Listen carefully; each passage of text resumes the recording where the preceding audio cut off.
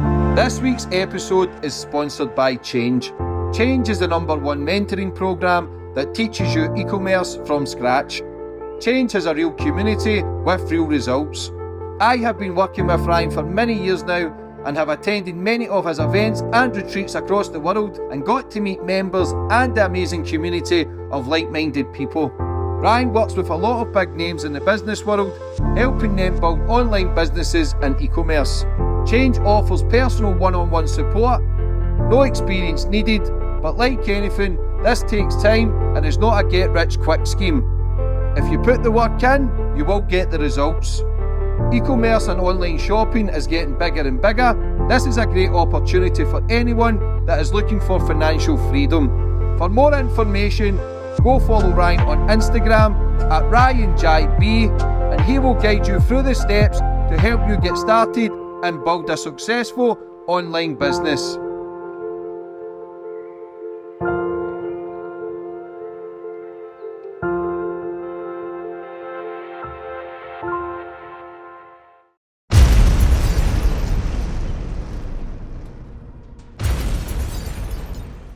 You can now follow me on all my social media platforms to find out who my latest guest will be.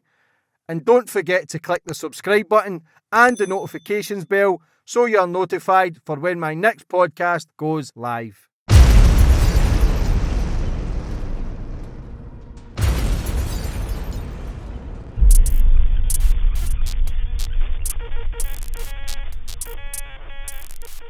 And boom, we're on. And today's guest, we've got Justin Rollins. Justin, how are we? I'm good, thanks, James. Thank you for having me. Thanks for coming on the show. We'll plug your book straight away. The Lost Boys, the dark side of kind of gangs. Aged just 14 and using the name Sevens, the author went from being bullied child to a leader of the Warriors, a group of London street kids involved with graffiti tagging and other crimes. The Lost Boys tells the story of Justin Rollins' descent into a form of madness in which self-destruction, anger, fear lie at the core. Not before has a book been taken the reader so far inside the minds of troubled youths. Like, it's a hard-hitting account, and it'll interest concerned of youth offending, gang culture, mental health issues. It is also vivid portrayal of the tensions inherent of the creative but unlawful art of graffiti writing. Like you say, you've had your battles, you've had your struggles, mental battles, anger, frustration, gangs, graffiti gangs. You've overcome a lot of that. You're doing a lot of talks in schools and prisons about your own fuck-ups and how people can make the changes to become better, and you don't have to live in that kind of society that you've created for yourself. But how are you, brother? I'm good, mate. I feel like I'm the best I've been through working a lot on myself and still working on myself now. And yeah, it's always a work in progress. Where can people buy your book? So you can buy my book from Amazon. It's probably not on the shelves in Waterstones anymore. So it's been out since 2011. Amazon, my publisher's website, Waterside Press, or you can probably order it. Well, you can order it through Waterstones. Before we get into all the madness, so I always like to go back to the start with my guests, get more of a bit of understanding about you, where you grew up and how it all began. So I grew up in the mid-80s in the London Borough of Sutton, into a white working class family. So my dad mixed Sri Lankan and Burmese. My mum mixed Anglo-Indian and English, but my dad left. My stepdad came in. White, British. My mum, even though she was mixed Anglo-Indian and English, I always saw her as a white lady. My nan, her mum, white, all the cousins, white, aunties, yeah, so me and my sister were the only two brown kids in a large white working class family on the Ben Hill estate in the London Borough of Sutton. How were you treated? So, well, one of my first memories, or like a traumatic memory, which I think had a significant effect on me as a child and possibly my behaviour later on in life, is I was at my stepdad's mum's house. They owned a large Doberman dog. Dobermans back then, like the Rottweiler, had a bit of a bad rep, bit like they give pits and XL bullies today. and my mum and stepdad are drinking, friends around. I'm left in the garden alone. I'm the only child in the house, about 3 years old, and I go over to the dog that's got my ball. Nobody's around, and the dog just grabs me round the side of the head. So I still got his bottom jaw scar on the temple, top jaw across my head, and then his tooth mark there. So the dog's dragging me around the garden until parents hear the screams, come out, wrap a towel around my head. I'm rushed to hospital. No tests are done on my brain for a brain traumatic injury, but after that incident, my head was stitched up, and when I was going to sleep as a toddler, I would smash my head on the pillow to go to sleep. And as I was coming around again, when the light's coming through the window in the morning and I'm waking up, I'd bang my head again until I'm awake. And that's called rhythmic movement disorder. Rhythmic movement disorder is a child sleeping disorder that can come from a head injury. And why I think that's quite significant in what was to come in the madness in my teenage years, is that boys that suffer head injuries can go on to have like ADHD, autism, or be extremely violent in their teens or early 20s. And that was what was to come. What were you like at school? So early school, I was I was troubled from very young. So say from about the ages of 5 years old, my mum and my stepdad, they wanted to move off of this estate. So we're saving up for a mortgage. So I was left in the care of a childminders on the other side of the estate who would take me to school. And one day I'm in her living room. She's not around. I'm with another boy there, and probably around the same age. And then I hear footsteps coming down, and her teenage son appeared. And he went up to the boy that was the other kid in the care, and he went up to him, and he had something in his hand. I now know it to be fishing wire, and he started strangling this boy with a fishing wire. And then I must have been absolutely, I can only imagine feeling absolutely petrified. Like, what's going on? What do you think as a 5-year-old boy? Like, is it going to happen to me? Came over to me, started strangling me with a fishing wire, and I'm obviously choking, I'm crying, sweating in fear. And he's going back and forth, and I'm crying. The other boy is not crying, which always stood out to me and made me feel weaker.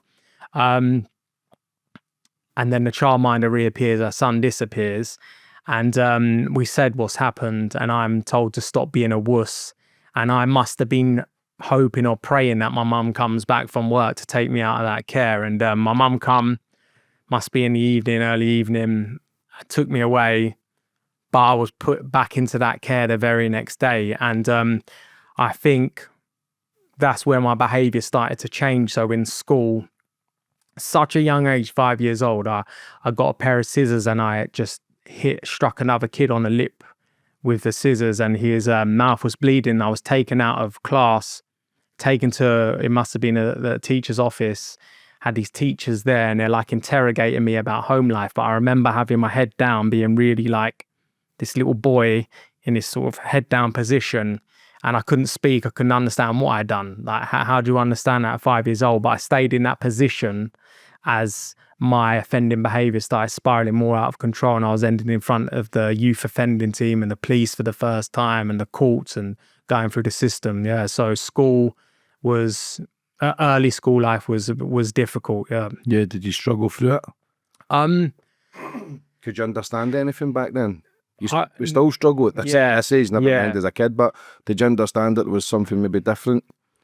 Especially with the traumas that you had been through, did you understand it, or were you just thinking it was normal? Well, school for me, I didn't understand about sensory issues and that then. Back then, I don't think, the schools, there wasn't a deeper awareness, but I found it very difficult to be in class, concentrate, the noises of other kids, clattering of chairs. It felt like chaos to me, and I just wanted to run. That would have been infant school. We moved away from the Ben Hill estate. My mum and my stepdad got a house, and my destructive behaviour and the chaos or the building chaos started to started to unfold. So opposite my house, there was a bus stop. It was a 393 bus. And I would look out of my window and I would see the bus driver get off the bus. The bus terminated there. He'd get off the bus, he'd smoke a cigarette or go to the BT phone box. There weren't mobiles back then. I remember looking out and then one day getting my toy cars and waiting behind the bus stop. Bus driver gets off, my heart's racing. He does whatever he's doing, makes a phone call, gets back on, he starts the engine, my heart's absolutely racing. I stick the toy cars under the bus wheel and he drives off and crushes them. Now, seeing or retrieving my toy cars that were crushed, it gave me a sense of like adrenaline and power. And that was, that was like my developing destructive behavior. So other things I would do, there was a lot of derelict buildings in London back then. I would be going to derelict buildings, setting fires, smashing windows, and sort of, I won't say hanging out with the bad kids because something's obviously going wrong at home, but just hanging out with the kids that were like more into like destructive stuff than school or any hobbies and that. What was it like when you started hanging around with those kids? Did you feel part of something?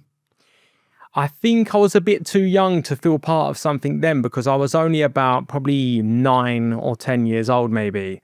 But what I realized was some of these kids come from tougher homes, and when you're wandering these local alleys, you're sort of in danger. So one day, walking down this local alley, just wandering, and I see this kid, he's like climbing in a tree, there's a group of them, and he jumps down and straight away chest is going, like I know something's going to happen. And he comes up to me, I'm about 9 years old.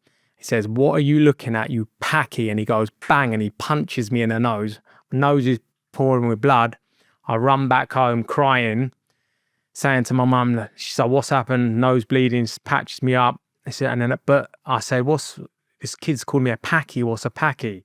And she told me for the first time that I was like mixed white and Asian. And I remember feeling like this deep shame or this deep awareness that I was different to my family, and my family were white and my community was white and my school friends and this shame and embarrassment came over me where I started to get racially bullied pretty badly, and realized I was in quite a tough area, racist, like I say, a race area, tough area. There's a lot of racism where Asian shopkeepers were like beaten up. You were seen as as bad as it sounds, you were seen as like Asian people were seen as weak packies, and there was stuff like NF, Combat 18 sprayed on the walls. There was a big Chelsea headhunter following around that area. And I started to get racially bullied badly, where I'd go to school with this group of kids and a new childminder and a childminder's friend. One summer, I'm out on the green. Bear in mind, I'm only 9 years old, and don't know. It's a hot day. Start having a fight with this other kid. Two little boys rolling around in the dirt trying to punch each other, and his mum's on the balcony shouting, "Kick the packy's head in." Now, this lady, when we're going back to school, she's taking me to school, and these boys are not speaking to me, and that really, really made me, which I believe is significant for when deep down the line when I have a mental crisis and I'm paranoid out of my brain in prison. I think that it's all linked to memories of being that little kid, not feeling safe. These people are taking me to school, the boys are refusing to speak to me. But I remember the older brother, the racial bullying continued, and the older brother, one day I'm trying to hang around, and this is being like a pleaser, still trying to hang around with these kids that you're like basically bullying me. And they were telling me, hot summer's day, my mum's at work, must have been hungry, and they're telling me, there's this tree down the road with this little old lady's got this apple tree with the juiciest apples. And then they're like, yeah, if you go down there, she'll let you have one. Yeah. Anyway, so I go wandering off down the alley looking for one, come back, there's no apple tree. I know that they must be playing trick. I get back to them, they're laughing in hysterics, calling me Apple, and Apple stood for all packies, please leave England. Right, this coincided with one day there's a knock on the door, and I'm up in my bedroom and I can hear an Asian couple downstairs, and it happens to be my my nan and my granddad from my dad's side. Now, straight away, I'm on alert thinking, oh my God, my friend's going to see this age. I'm going to get terrorized even more, embarrassed of my own grandparents. And they told me that that my mum had been hiding me and my sister from them, and they wanted to have some contact with us. So it was planned that I go to London to a museum with my granddad. My mind's 100 miles an hour. I don't want to go to a museum. But I'm on this train. I always vision it being Wimbledon. Train comes to a halt, and I'm looking across the tracks, and I see an abandoned train carriage covered in colourful graffiti, signatures, writing, words. And I remember just looking across the rail stones, seeing the railway track and the live rails, and seeing trains buzzing past, and saying to my granddad, like, whoa, what's that? And he said, it's criminal damage, it's graffiti. And from that day, I was hooked. Like, that was, we were talking like well over 30 years ago, and tiny little boy, I go back to school, steal the teacher's whiteboard marker, go to this little bridge called the White Bridge where I'd seen graffiti tags, and I start writing CVP on it, which meant Culver's Vandal Posse. These older kids eventually bumped into, I'm writing CVP around the area, and they say, what's CVP? I said, that's my tag. They said, that's not a tag, like that's like a crew or something. That's initials. You need a proper tag. So I created a tag FES. And they were like, and basically you shouldn't be spraying down or tagging down local alleys. You need to be at the train station. So one night they take me down to Hatbridge train station, and I'm literally putting my life in these kids' hands. And they're going to teach me something called bushwhacking. Now, bushwhacking is you hide in a bush off the end of a train platform. When the train pulls up, you run up onto the track. You're basically jumping out of a bush to whack the side of a train. But bushwhacking meant the same if you jumped off the platform. So then they're like, the train's coming. It's a London Victoria bound.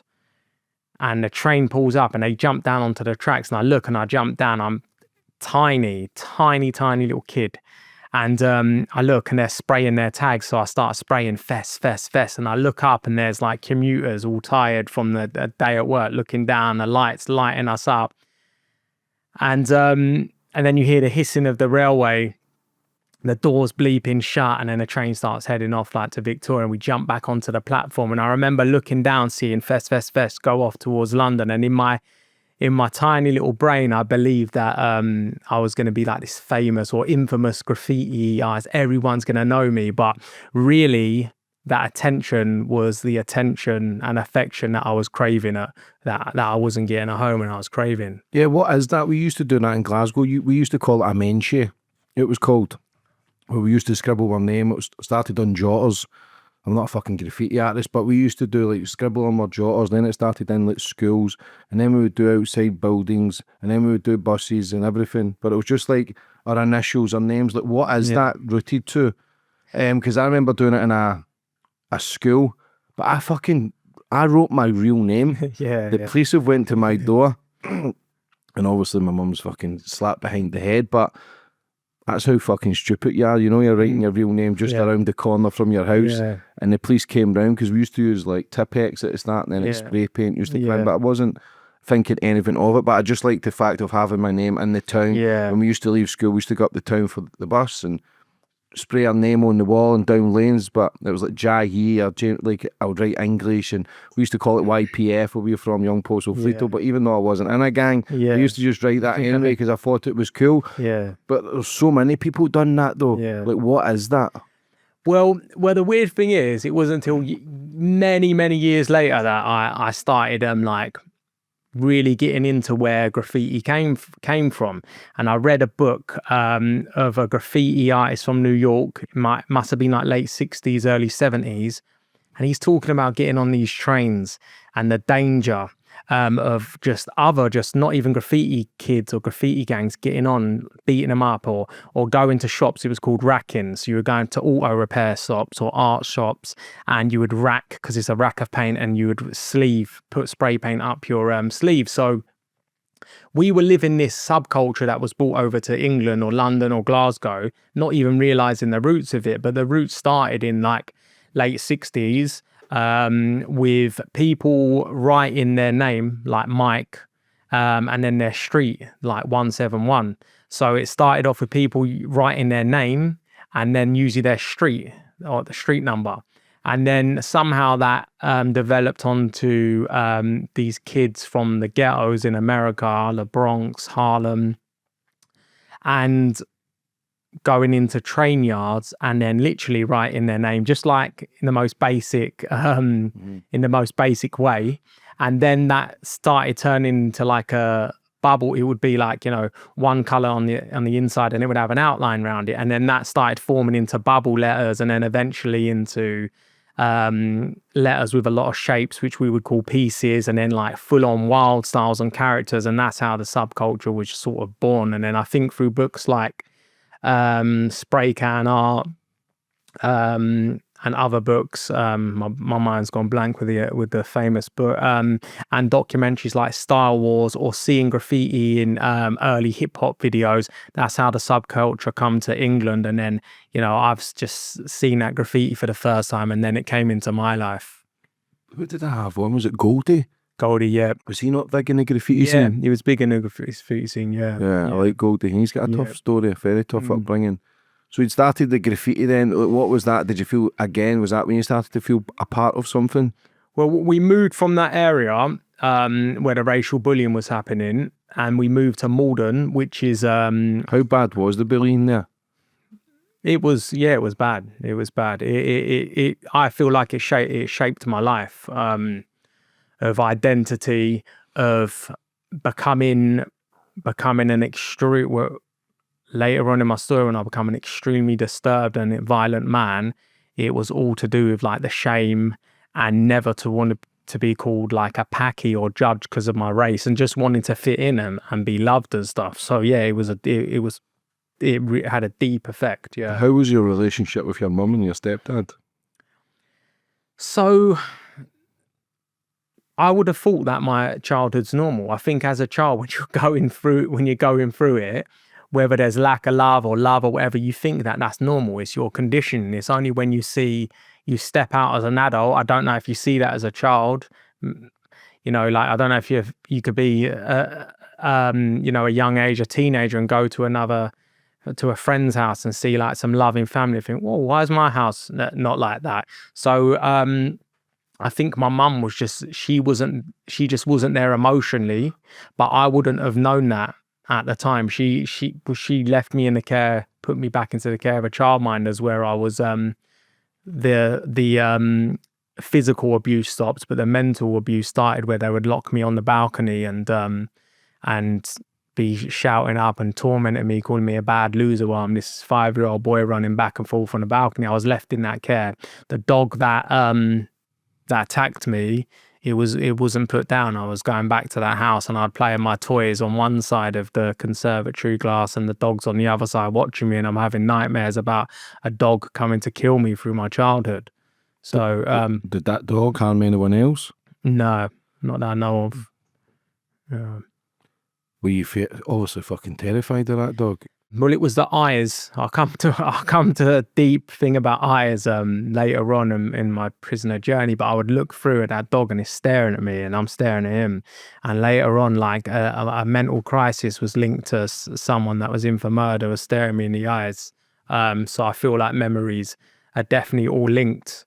But we moved to Malden in southwest London, and I was running out of school. I was in a new school, running out, couldn't handle the chaos. And I'm walking along this stretch of railway each day in my school uniform. And one day I came to St Helier train station platform, and there was a kid on the platform. And I remember looking at his hands and his sleeves, and they were covered in spray paint and ink stains. So I went up to him and I said, "Do you write?" And he said, "Yeah, my tag's Bath." And I changed my tag to 706. And I said, "I'm 706, it's Bath." His name was Joe Smith, who become my best friend. And he's 2 years older than me. And we're out of school, and we're just going out stealing spray paint, tagging a local area. And we start to, we create a graffiti crew. So a crew is a group of kids, it's not a gang, yeah? So you just write in, your what crew. So we called ourselves WZ, which stood for Warriors. we're spraying it around a local area. And the more WZ was sprayed around the London Borough of Merton, the more kids from like that weren't in school, from dysfunctional families, wanted to sort of join us. So we're WZ, what we call in graffiti terms, called getting up. It's getting up. Buses back then in London were absolutely battered. And one day we get onto the bus and our tag's already on there. And there's a line through my tag and a line through WZ. Now, a line, someone sprays a line or draws a line through your tag, it's disrespect. So it's not just a line, it says stop writing WZ, you packy, or you packy. That was the message that was coming across. And it was from a graffiti gang called WK. They were unhappy that we had started WZ and it sounded too similar, and we were from like neighbouring boroughs. But my friends were laughing that I was called like a packy, and I felt like this anxiety and shame again. So even though I wasn't a fighter, couldn't have a fight, I was quite a weak or vulnerable kid, but I lined it back and I said, like, wrote a message, F you or something. And then this lining war started, where we started to line through WK tags, they're lining WZ. So all around like the London Borough of Merton, Royal Borough of Kingston, where they were from, and the London Borough of Sutton, it was just battered with WZ, WK tags, all lines through. This chaos is happening. And then one day I'm hanging around Malden Station and this crew comes along called Shadow Crew, group of hard, tough local kids. They were a proper gang. And they come along saying that they had an altercation with WK. And I saw this as an opportunity for me to start shouting my mouth off. So trying to impress, I started saying, yeah, I know where WK hang around down New Malden Station. Let's go down there Friday. Let's get them. I'm just talking, trying to be the tough kid when I clearly wasn't. But, what do you think as a 14-year-old boy? Do I really think that that's going to happen? Do I really think Friday's coming and people are there? I don't know what I must have been thinking, but I definitely knew I weren't going to be going to a fight. But Friday came along and you got all these kids from Sutton and Merton Borough in their school uniforms. You got Shadow Crew and they're all turning up at the station ready for this kid. People was calling me Sevens now. This kid Sevens, this crazy kid. He's going to go down. He's going to attack WK. I hadn't had a fight in my life, like a proper fight. I would run when WK were coming for me. So I'm standing there and it's getting more and more out of control, more and kids are coming up. And then, like I said, the more WZ was sprayed, more kids from hardened backgrounds were coming. And there was this kid called Crazy Steve, come from a violent background. It was just him and his dad. And him and his dad had heard about this fight. And his dad, I never knew this, his dad made him a weapon for the fight. It was half a broomstick shaved down into a point. The other end had a standing knife blade and screws coming out of it. Now, he's about 12 years old, yeah? He's a big kid, yeah? Bigger than us, he was 12 years old. 12 or 13, sure it was 12. And now I'm thinking this is getting way out of hand now. I'm thinking I hope the bus and that don't come to go down to their area. But buses were going past and then eventually we were on the bus. Got to get 2 buses.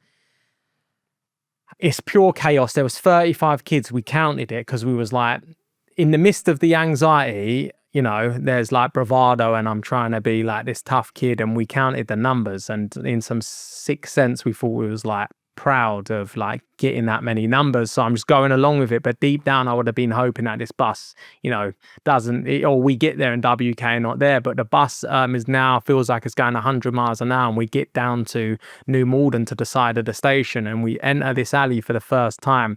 There's that all bramble bush, fly tipped waste. It was a horrible sight for what was going to unfold, and we're walking through the bushes. I must have been thinking, I hope WK are not there. And Shadow Crew are there, some big kids, and then there's a parting in the bush. And WK are sitting there, and they've been on the bong. They've been smoking hash, and they're like stoned. And they knew it wasn't going to be like a nice visit. And the kid that was sitting there in front of me, I actually knew him. I used to paint with him, and he looked at me and he said, "No, Sevens, no, I'm your friend." And someone shouted, "Set it, Sevens, set it." And I looked down on the floor and I saw a piece of concrete, and I picked up the piece of concrete and I started smacking the kid round the head with it. And Crazy Steve pulled out his weapon his dad made him and started beating kids around the head. And I never knew that Shadow Crew had knives, and they started stabbing stabbing other children, and it was just pure mayhem and chaos. And then I ran up the side of this embankment and jumped over the fence, and I was on the platform of New Malden Station, and a train had pulled up, the doors were open, and I heard a thud. And I looked behind, it was Crazy Steve. We jump onto this train, it's going to Wimbledon, we're going to get a bus back to Malden. He's got his weapon out, there's screws missing, and the screws that were still there had like human flesh and hair sticking out of it, and he was laughing in hysterics, and I'm absolutely panicking, adrenaline rush, boiling hot, get back to Malden. And the weirdest thing happened is that everyone started turning up, and they were coming up to me and they were going, yes bruv, yes Seven, spudding me, and I'm this vulnerable little boy that's been bullied, racially bullied, but now all of a sudden I've got this respect and that from these kids. I thought they were tougher, but they believed that I had arranged that whole thing, and that was the whole plan. And sort of words spread around the graffiti scene that WZ were like, you know, extremely violent. It hadn't happened in London graffiti before for that level of violence. Yeah, because the graffiti side of things was proper calm. No, it was kind of not nerds, but skateboarders. I always seen it, and people who kind of kept themselves to themselves with no sort of violence. Is that correct? No, because there was a graffiti crew called DDS, which stood for Diabolical Dubsters. They lived the real life. They lived like the subway culture of New York. Most kids wanted to be in that graffiti crew, and they weren't the skater type. They were they got into all the London underground yards. That's where you got your respect. Pre 9/11, when it was easier to get into the yards, and they would paint the sides of the old London undergrounds, and they're a bit more tougher. It would be drinking, like fighting, but not like a gang like WZ were. But there were certain sections of DDS like because they were all city, all over London. But there were some southern members, like South London members, that were quite more gang mentality. You spoke about abuse, emotional abuse and physical abuse. Was that from your childminders? The emotional and physical abuse. Well, the emotional abuse was from being locked on the balcony by the childminder, and them like teasing me and my sister, and yeah. How can they do that? Who are these people? Are they like teachers or nursery teachers? Like, nah, this was on a rough estate in South London, in like, it must have been like late 80s, it would have been late 80s, it would have been 89, 90. I don't think, like safeguarding and social services were like interested. Is this just a random person who just calls himself a childminder? Nah, she was a child. Well, it might have been, but so it was a female. Yeah, she looked after other children. Yeah. What did she used to do? Well, she would. Well, it seems petty, but me and my sister, obviously, being strangled, being locked on the balcony, they're downstairs and they're shouting out, "You bad loser," and teasing me. But then when me and my sister were eating food, they would tell us that we're eating like certain animals and stuff. It was more like mental abuse or winding us up, but it had an effect. Yeah. How many of them? Of the childminders? Well, it was one childminder, but she had like older, which were daughters that were older than us, and I was only aware of the one son that had physically abused me. What did he do? That's with the fishing wire. Yeah, that's still child abuse. Like, well, I didn't know that was child abuse. Yeah, I didn't know that was something that had just happened to me. But because of what was going on at that age to me, I started being violent to other children. Like when I cut the guy's lip in infant school, but I also got a disabled kid. He couldn't speak properly. He'd just be allowed to run around the estate, probably around the same age as me. And he was trying to speak to me at the top of these stairs on the estate. And I just got him, I pushed him down the stairs, for probably about 6 or 7 concrete stairs on the bottom, head bleeding, crying. And I ran off to my house and hide him. And I would also throw stones and rocks. Like I'd wait around the corner, and there's kids playing out on the estate. Kids were playing out on the estate in their nappies, I remember. And I would just throw a stone or a brick into the playground. Eventually you hit a kid on the head and I'd run off. So what happened after the first gang fight then? Was that when you felt a sense of power and felt as if, okay, now I'm part of something?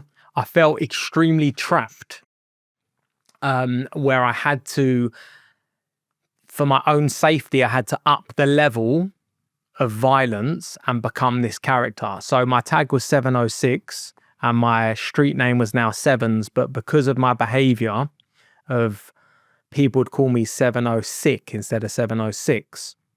So if anybody done something violent or a robbery or something, I had to do it as well. If someone wrote their tag 3 times, I had to write my tag 10 times. So Bath and Nems, they had robbed a kid on a train. Next day, they had told me this. Then I didn't really know, and that sounds stupid, but I didn't really know what a robbery was. Something you saw in a movie. And we were at a local train station because we would always hang around at stations.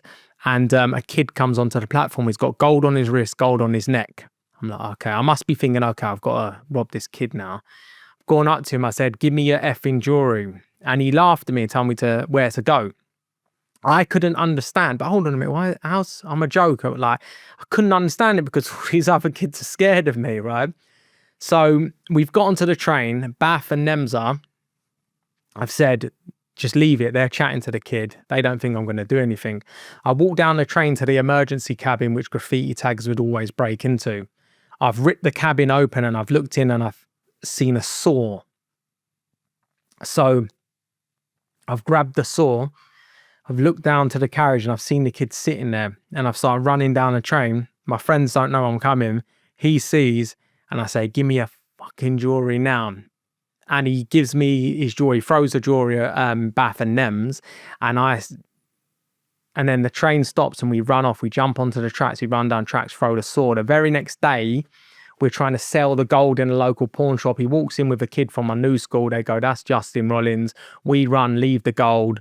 We're basically arrested and we're told we're going to go to Feltham Young Offenders Institution. So I'm 14. And we're on bail for like 9 months. WZ are up to just like graffiti, chaos. And then we go to Kingston Crown Court and my mum dresses me in this little shirt and a tie, not knowing that I'm going to stand out like a sore thumb. And I get 4 months in Feltham Young Offenders Institution. And 4 months to me, I just turned 15. It felt like a lifetime. It sounds ridiculous now. I was taken to Feltham Young Offenders. And I must be absolutely shitting myself now. And this is when Feltham was hardcore. And gone through into reception, strip search, and then they put me in this cell, a holding cell. And something I saw in there, like, just stood out to me. It really messed with my head. So then there was like about 3 Asian boys in there. They got their trousers round there, hanging down their ass. They've got long greasy hair. They got screw face, hands down their trousers. And I'm looking and I'm like, well intimidated. They're not saying anything to me. And I just couldn't get my head around it that there's these like tough Asian rude boys. Because in my area, if you was Asian, you was classed as a weak, as horrible as it sounds, a weak pack, and you'd get beaten. It's just an image that stuck into my head, right? So I Feltham Young Offenders, it has about 22 units that are all named after a bird. So I was taken to Heron unit and I was placed in the cell next to my friend Nems. Bath was taken to the older side. And I remember I must have been spotted by the more hardened kids, yeah. I'm in my grey tracksuit. I don't know how many days have passed, but they're screaming out of the windows, pure chaos. There's the pipe that runs through. Kids have got like spoons and they're banging a pipe, bing, bing, bing, bing, bing. And it's just like, for my brain, it's horrendous. Then one night they're calling me out the window, the boys. They've been terrorizing other kids and they're calling me, going, hey, number 5, come to the window. And I'm like, fucking hard, oh my God, go to the window, oh my God. Come to the fucking window now. And I'm thinking, oh my God, if I don't go, what's going to happen? And then my mate Nems is like going, there's little holes in the pipe where the concrete's coming away. He's going, Justin, bro, don't go to the window. He must have known something that I didn't know. And I've gone to the window. I'm like, yeah. And they're like, oi, number 5, sing Bar Bar Black Sheep now. Sing Bar. And everyone's screaming, shouting, sing Bar Bar Black Sheep now. We're going to kill you. And I'm like, and Nems is going, bruv, don't, bruv, come away from the window, come away. And I go to the window, I'm like, Bar Bar Black Sheep, you. And the whole unit is screaming, shouting, pure chaos. Nems is going, no, no. My heart's pounding. I've literally just been ridiculed in the eyes of a 15-year-old that was going to live with me forever. Where basically, if you was made to sing out the window, you was a Fraggle. That was the term back then. And if you was a Fraggle, you got moved to the Fraggle unit. So the Fraggle unit was really the vulnerable persons unit, and the vulnerable persons unit was for the bully kids, or now for the kids with neurodiverse issues. So I've pressed the buzzer. Never pressed the buzzer before. Only been a few days. Officer comes along and says, "What's going on?" I said, "They're making me sing out the window." Right? He's just like, he knows straight away. He says, "Pack your bags." And I'm like, I don't know where I'm going to. He takes me to Bitten unit, which was the Fraggle unit. Now I move on to the Fraggle unit. It's a completely different, it's calm. There's no bullying. I get a job on the servery. I'm serving up the food with this kid, big black kid called Thompson from Brixton. And racism, like officers would openly use racist terms back then. So my nickname was Little Ladle and Thompson's was Big Ladle, which stood for little spoon and big spoon, rhyming slang for a racist term. But these were just as I was released from that sentence to say how hardcore Felton was and how scary it was. Zahid Mubarak was killed in his cell by Robert Stewart, who was a known racist too. Zahid was getting out as Felton the next day, and Zahid took a table leg and battered him to death. Felton was a scary place, but I got released back into the community, and I thought I was, even though I was bullied, I thought I was like this big kid. I'm sucked back in. I'm getting all this other respect. I've got a girlfriend now, 15 years old. Got my first girlfriend because people think it's cool that I've been to Felton Young Offenders. And then one day she comes along and says with her mate, and she's like, "I'm pregnant," and I'm like, I'm just, I ain't got you pregnant. Like, it's all this arguing. It's just chaos. And then she comes back like a few days later and she's got a scan picture. Now, I've got her stepdad phoning me up going, "You little bastard, you've got my daughter pregnant, blah, blah." And then at 15 years old, it's like, okay, like, I'm going to be a dad, yeah? And I've got this scan picture on me, and I would be going to like car phone warehouses and Phones for You, and we were like robbing phones and that from the shop. And I'm at Balham Station, bump into some British Transport police that know me. They pull me up. I've got a phone on me, brand new in a box, and they're like, "Where have you got this from?" Like, "I'm gonna get nicked for handling stolen goods." Pull out the scan photo, and I'm like, "I'm gonna be a dad." And they're like, the whole energy changed to me. They're like, "Oh, like, well done, well done." They let me go and they let me take the phone, yeah. So I don't know how many weeks later it was, but I go to the hospital for a scan with Danielle and her mum. I'm sitting there, and the midwife saying, "Yeah, you're this, you're this amount of weeks pregnant." I'm looking, thinking, hold on a minute, like something's not adding up here. That can't be my. But I was so weak, like I didn't have a voice, I couldn't say. But I sort of got up, and like the mum and Danielle knew it weren't my baby. Nothing was really said, and I walked out there. I was absolutely gutted. Fucking being a dad at 15, and I lived on the same road as St Hilary Hospital, and I walked back home. I'm angry now, got no one to talk to. Find a bottle of my mum's red wine, drinking the red wine, angry, pacing the house. Hours have passed. I look out the window, car pulls up. It's Danielle and her mum. I'm like, they've got the decency to come and apologise to me, yeah, for putting me through all this. They got out the car. They went to my neighbour's house. It was his baby. Yeah. You're joking. While you were in the YOs? Yeah. How old was he? Well, do you know what? I later on saw him in life because I wrote about that, and he was like, "Bruv, it weren't my baby," but they in my mind, because I used to write poems, and I read, so you can guess I wasn't there during labour. Turned out it belonged to my next door neighbour, something like that. But he was like, "It weren't mine." Yeah. So did you ever find out whose it was? Yeah, she didn't keep the baby. She didn't keep the baby in the end. I don't know. Yeah.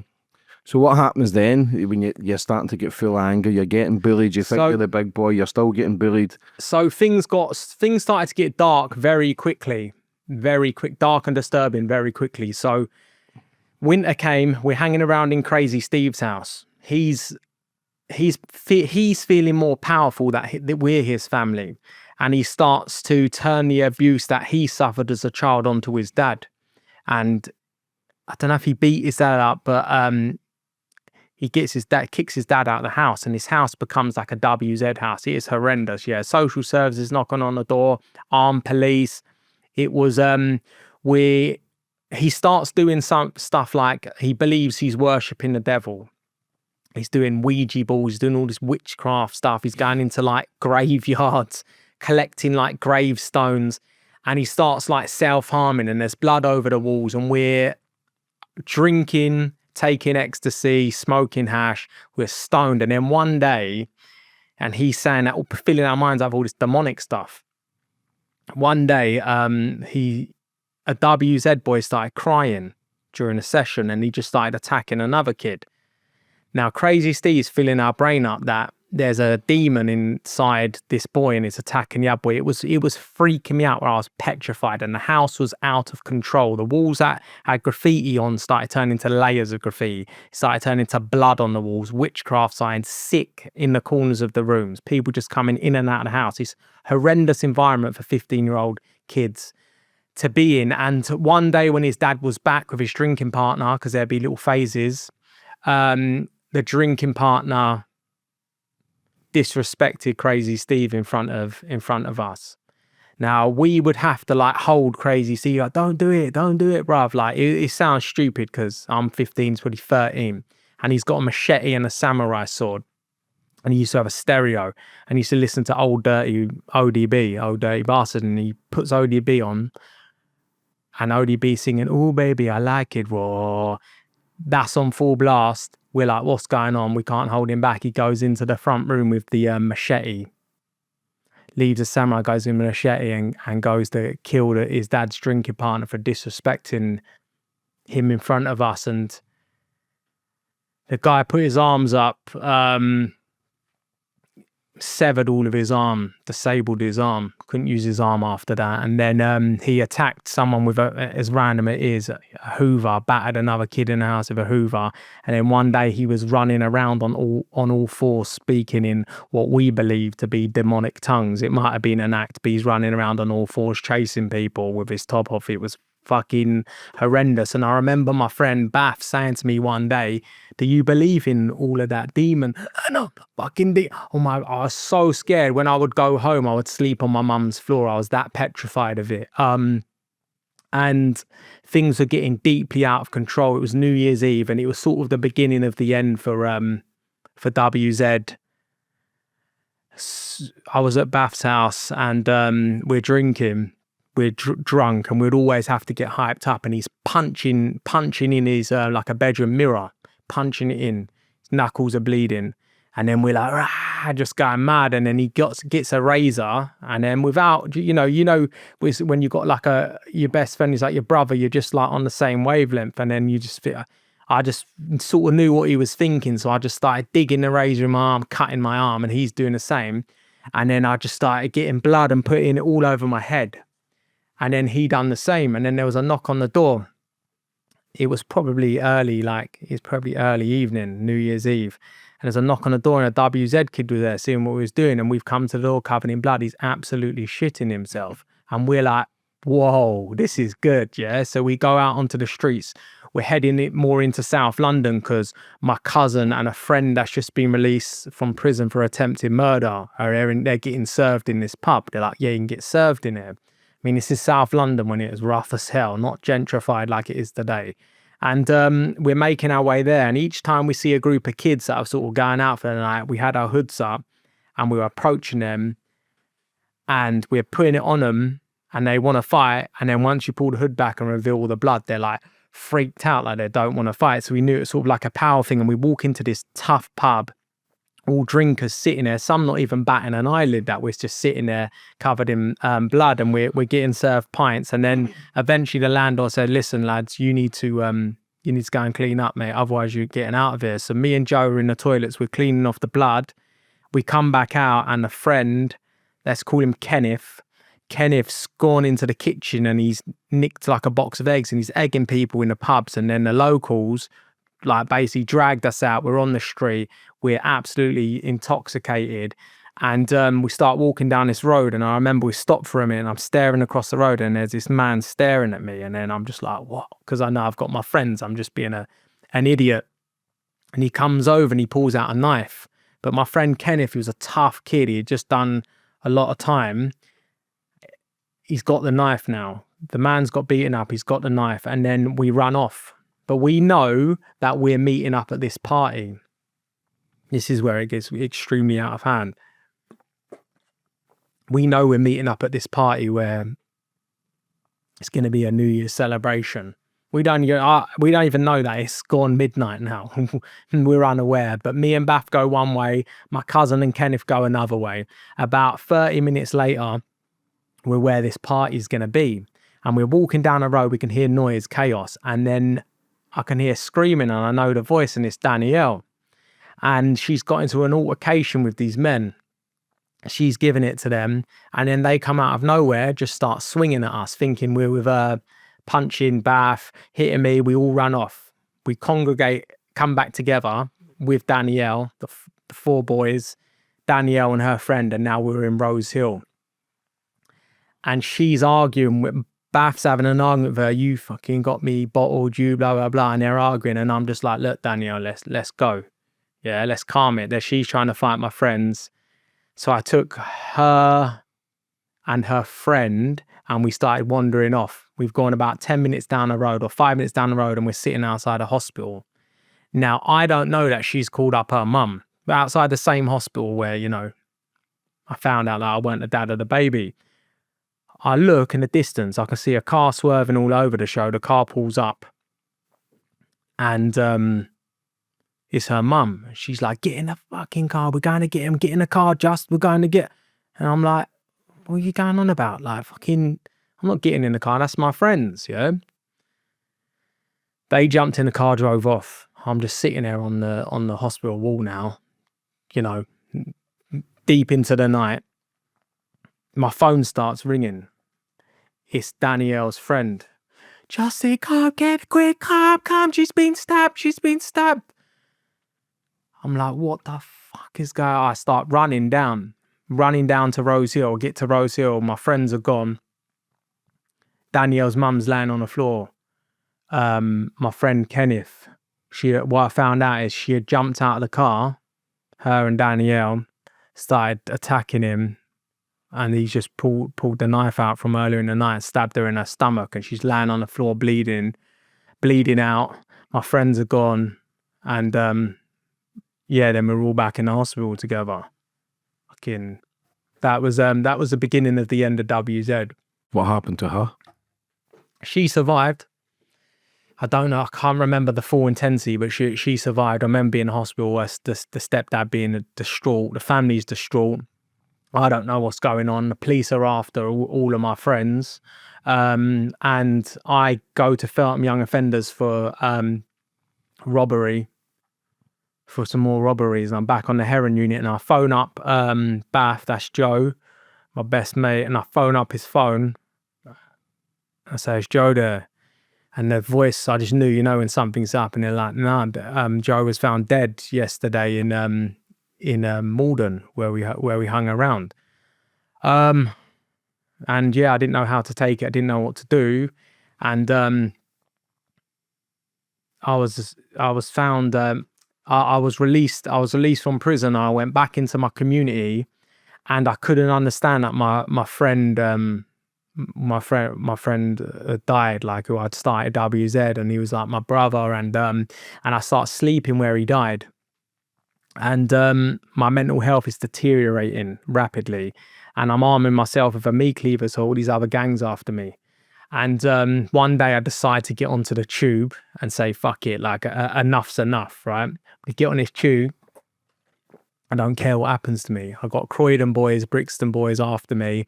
I'm sleeping where Joe died. I got my back against the wall. I'm staying up on the roof above the shops in Malden. I'm looking down. I'm seeing them come for me. Got my friends dead there, and I just couldn't take take of what was happening. And I got onto the London Underground with this kid, a WZ kid, and we're heavily intoxicated. And he starts going through this man's pocket. The man's asleep. The train's moving now. The tube's moving. It's going towards South Wimbledon, and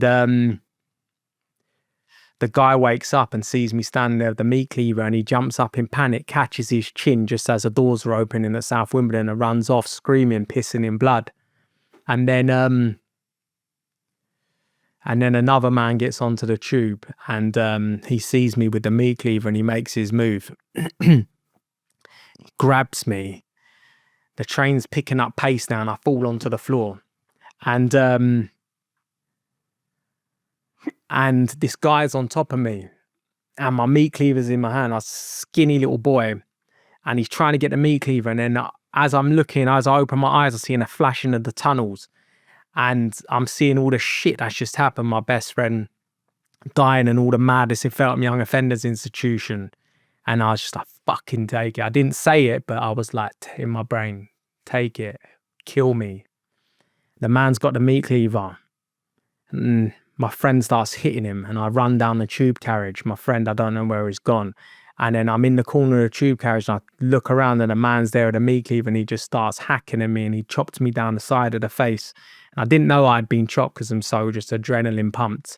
Chopped me in the elbow, caught my leg, and the only reason I knew I was chopped is because my bone was hanging out of my thumb, where he chopped through my part of my hand with bone coming out. And the tube doors opened at Collieswood, and I started running, and I went to the hospital, and the police come to the hospital, my mum come to the hospital, and I was so far gone at that stage that I was, and that sounds quite sick and disturbing, but I was happy that I had got chopped in the face, because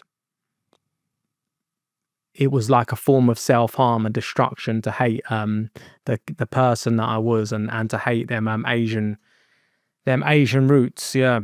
And I got 4.5 years in prison for that. And I went to Feltham Young Offenders, and I went to HMP Highdown in Sutton, which had just opened up a unit for young offenders institutions. They didn't know what to do. Kids are coming to your cell beating the hell out of you. They just treated you like adults. They were getting the overflow of Feltham Young Offenders. And I got moved to the healthcare unit because of my mental health, and I was put in this gated cell, which a gated cell was a 24-hour watch cell. So there was 2 of them on the healthcare unit. But Feltham Young Highdown was a Category A prison. And I'm 18 years old, and now I'm on a healthcare unit with 2 Cat A's. Suicide watch? Yeah, suicide watch, yeah. So they've got me in this gated cell. And we didn't have TVs, had stereos. And there's a story on the news of like this body that's been found in a house in Basingstoke. Someone's head's been like cut off and thrown into a neighbour's garden. There's parts of this body found around town. And they're looking for this guy called Richard Markham. And he's done a run to America. An English or British tourist saw him sitting in Central Park reading the Sun newspaper. He gets arrested, he gets extradited back to England, and he walks onto the fucking healthcare unit. And those suicide watch cells are held for mentally unwell prisoners, or for higher profile prisoners at risk of suicide before trial. Ends up in a cell next door to me. So I'm 18 years old with Richard Markham next to me, and there was this little gap in the cell, and we become friends. And he was telling me about the case, something he was proud of, like, at that time. And he showed me the police diagram, stuff that the press didn't know about. And he had cut off his friend's arm and cooked it in the oven, and stabbed the hot fork in it, and hot fat spat out on his face. So at 18 years old, I'm being held next to him. And Joe's dad, Bath, was an infamous criminal, armed robber. He wasn't allowed to go to Joe's funeral, but he was allowed to come from Whitemore to Highdown to see his family for 3 weeks after the death of his son. And because of the chaos I was causing on the healthcare unit, the self-harm and the madness, that they thought, because he was a high-profile prisoner, maybe, he could talk some sense into me. So they took me up to the chapel on Joe's birthday, which was who would have been 43 yesterday, and I walked into the chapel and I see his dad sitting there, and his dad was his dad's Noel Razor Smith, and I'm looking at him and I'm just seeing an older Joe sitting there, and it was very like surreal. I didn't know Razor's history or anything. And we sat there and we spoke about Joe. He didn't know too much what was going on in Joe's life. It must have been shocking for him to hear. And the prison started letting him come down to my cell to, you know, sort of mentor me. And then one day he comes down, I'm like ADHD out of my brain, and I'm like, Razor, mate, this is my mate Richard. And then Richard I say he comes out, can't just come out when you're a cat A, but he would have shook Razor's hand through the bars. And Razor later told me that, like, he couldn't believe that I was 18 years old being held next to this killer that was all over the news. And I got shipped out of there and I went to Wood Hill prison. And after EastEnders every night on the Young Offenders Institute wing, everyone would kick their door in after EastEnders. Like the doof, doof, doof, doof, doof, and then everyone would start booting their doors. And me and this kid from East London, we start smashing in the door of a chair, smash the glass. Oh shit, we're gonna get nicked now. I'm gonna go to Seg. Gonna go punishment block. So I said, look, I self-harm, yeah? What if I do a little cut on my arm? And then you say you were so scared you smashed the door. You don't get punished. I don't get punished, yeah?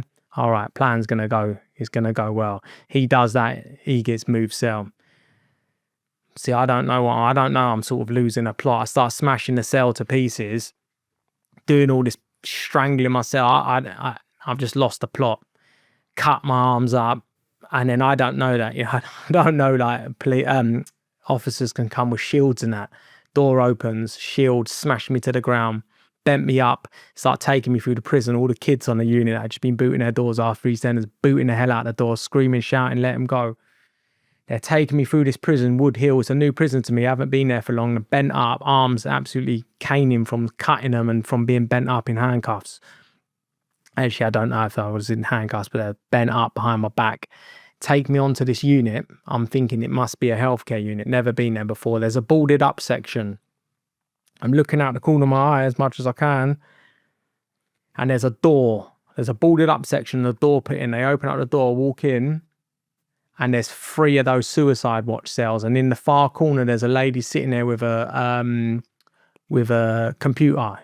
It would have been a big computer back then. All this paperwork. There's a cell, like a board with name on there.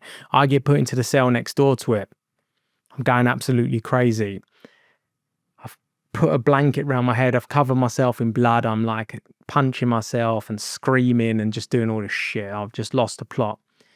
And next morning I wake up sore, arm sore, and there was a cell. It was a gate, but then as you come through the gate, there's a cell door as well. But that was constantly like bolted to the wall, so you could step out and you could look. And I stepped out, and I looked, and it said Huntley, Cat A, and I was in a cell next to Ian Huntley, and they had boarded off that section. It was 2002 when he had killed them little girls, and they had sectioned off that area so no one could get to him. So he was the most high profile prisoner at the time. And being next to him,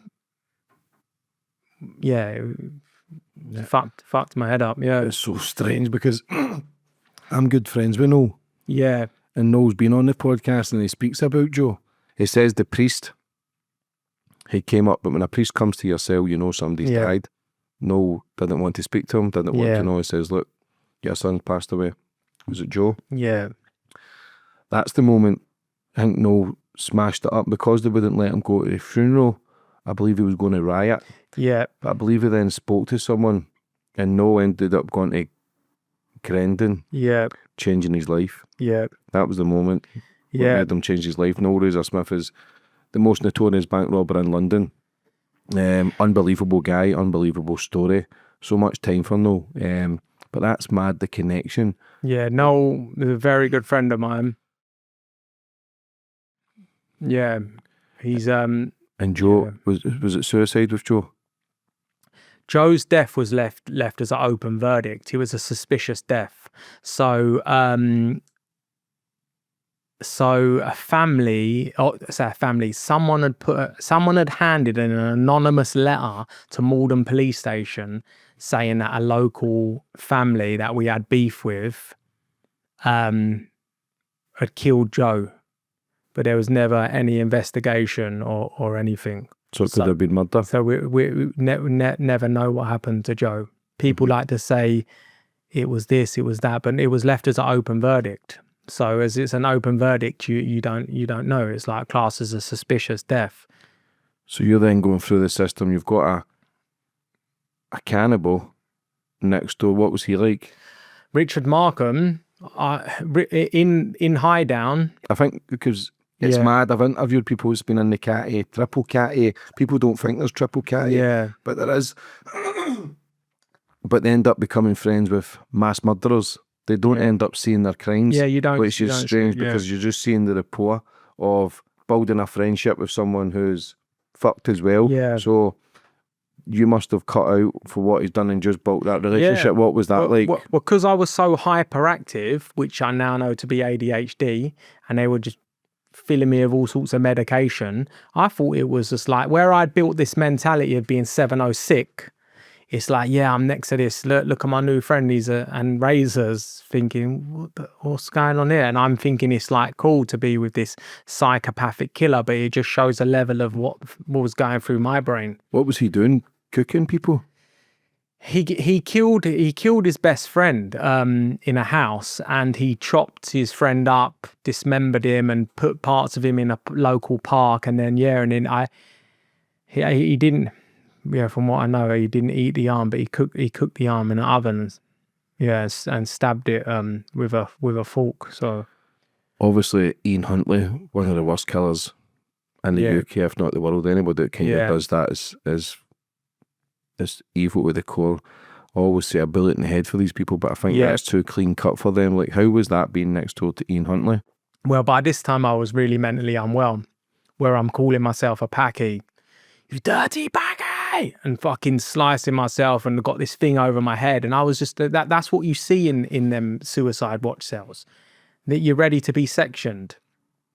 You don't know it. When you're going through it, you don't know it. So to be next to him, I knew it was scary. It was like, how am I here? But I didn't understand until, I understand what he done, but I couldn't understand that. How I couldn't even understand how have I gone from Malden, how have I made this journey through Malden, and now I'm in this isolated cell next door to Ian Huntley. So it was very confusing for me and I think traumatic for me, because though I would like to have thought I was this tough kid, I wasn't. How many times did you try and take your own life? Well, to be honest, I don't think it was like taking your own life. I don't think I feel, because I've got friends that have committed suicide. One of mine and Joe's friends. And I don't think from experience, people might hint and that, but a lot of the time they just go and do it. So mine was more like the extreme intrusive thoughts, and the hatred for myself was more like a self-harm thing. One time I was heavily intoxicated and concussed after a fight, and I was in a police cell, and I ripped my top off, tied it around my neck, and I was very, very lucky that they was watching me on the camera, and they came in. They used some type of scissors or something to cut it off and just left me on the floor, but they bent me up. And I was laying on the floor, hyperventilating. Saying that, it's been a few times, and but that was bad, because when I looked in the mirror the next day, I couldn't understand why I had all these little dots all around my face and that, and it was where it was like blood vessels popping, man. That was horrible. But saying about becoming friends with killers, and you're in the system, and you're just seeing a person if they're cool with you. So I got moved to HMY Aylesbury in Buckinghamshire. And Aylesbury housed 18 to 21-year-olds serving 4 years to life. So it housed like horrific murderers of that age. And a lot of my friends they were in for murder. And it just becomes norm. And is this friends from the Graffiti gang? Nah. two of my friends from my graffiti gang, one killed another kid with a knife. He got lifed off, and then the guy that stabbed Kenneth, that stabbed Danielle's mum, second attempted murder, lifed off. What about Crazy Steve? Where is he at this point? Crazy Steve, I don't know where he is. He's gone. I don't know where they are. I'm on my own like horrific path, man.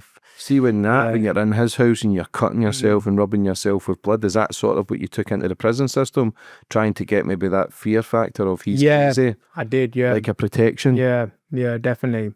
But then it went overboard where I thought, who's actually doing that anyway? If you're doing that, you are fucking mentally unwell. So do you know what I mean? So I don't want to say it, bro, but you're fucking so you are, yeah. So like, I saw someone, his surname was Ford. You know, you call people by the surname Ford. And whilst I was in that cell next to Huntley, he came into the cell next door. Ford, he was on suicide watch. And then when I ended up in Aylesbury, he come onto the unit, and he was odd guy, and he started preaching to me, and then and he told me like he had found God. I thought, I must have been feeling like, well done, like, you know, he's trying to sort out his mental health, whatever. He starts putting his notes under the door about God and stuff. I'm like, okay, he's getting a bit too much now, and then he starts turning on everyone.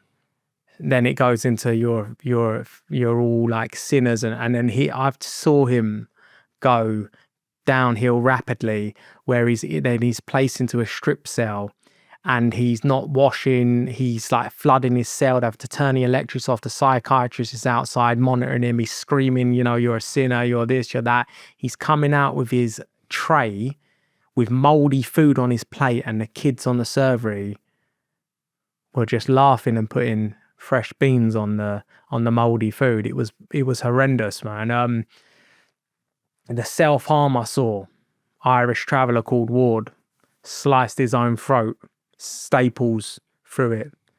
Fergus Tracy, who was one of my friends, he had killed a homeless guy in a park in a cemetery in East London, and he sliced his arm. He was a serious self-harm. He sliced his arm, and then I'm cleaning and he's calling me, and I go, and then his arm's pissing out with blood, and he's pulling his ligaments, waving at me like with his fingers. It was fucking horrendous. And I obviously I'm in a bad place mentally.